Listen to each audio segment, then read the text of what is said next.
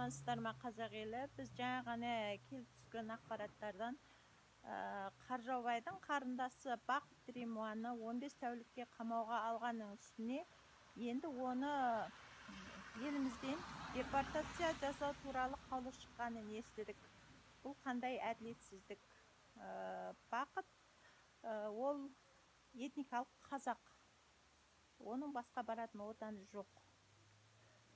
Біріншіден, екіншіден, оның Қазақстанда туылған баласы Қазақстан азаматы. Халықаралық заңнамада ана мен баланы бір-бірінен ажыратпау қарастырылған. Адамгершілік тұрғысынан алсақ та, Бақыт екі бірдей бауырынан жазықсыз айырылған жәбірленуші болып табылады.